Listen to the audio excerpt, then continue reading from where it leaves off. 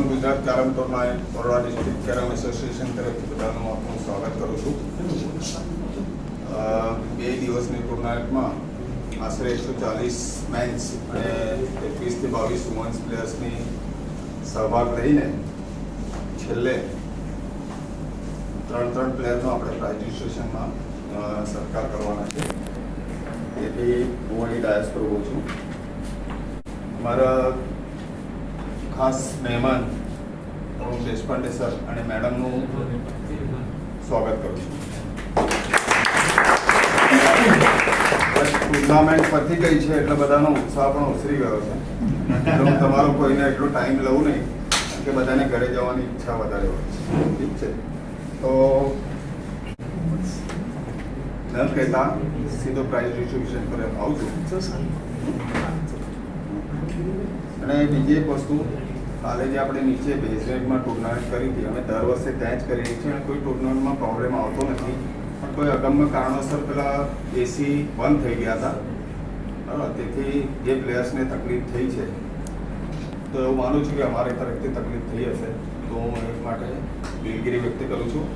Next ટાઈમથી એવું ધ્યાન રાખીશું કે એવું કંઈ નહીં થાય અને કાળજી લઈશું. ઠીક છે, હવે હું પહેલાં વુમન્સથી શરૂઆત કરું છું. વુમન્સમાં 3rd પ્લેસ રાધિકા જેઠવા, ભાવનગર. અજય પુરોહિતને વિનંતી કરીશ કે એમને મોમેન્ટો અને કેશ પ્રાઇઝ અનાયત કરે.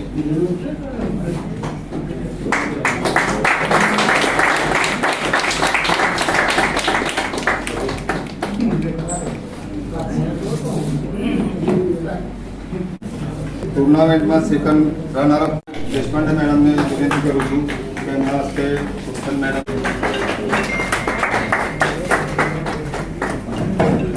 વુમન્સમાં champion of champion first number Dhvani Surati from Surat.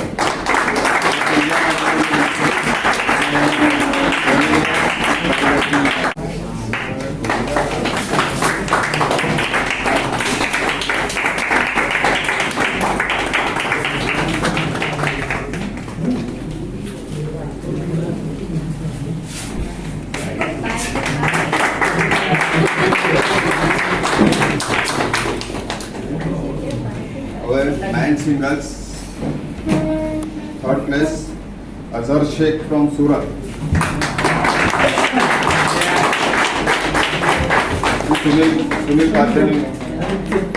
Sunil Gupte સરને વિનંતી કરું છું કે અજયભાઈને પ્રાઇઝ આપી સન્માન.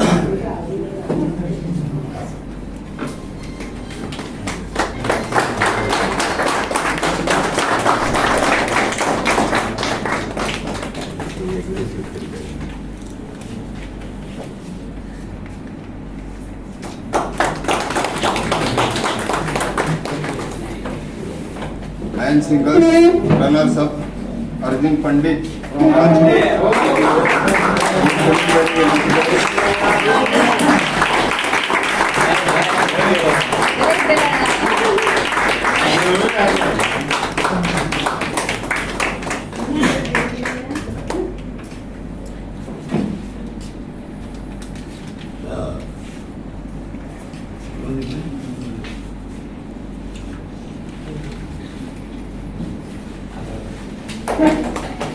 આપણે ઓપન ગુજરાત ટુર્નામેન્ટમાં મેન સિંગલ્સના વિનર અને ચેમ્પિયન છે મકસૂદ સૈયદ.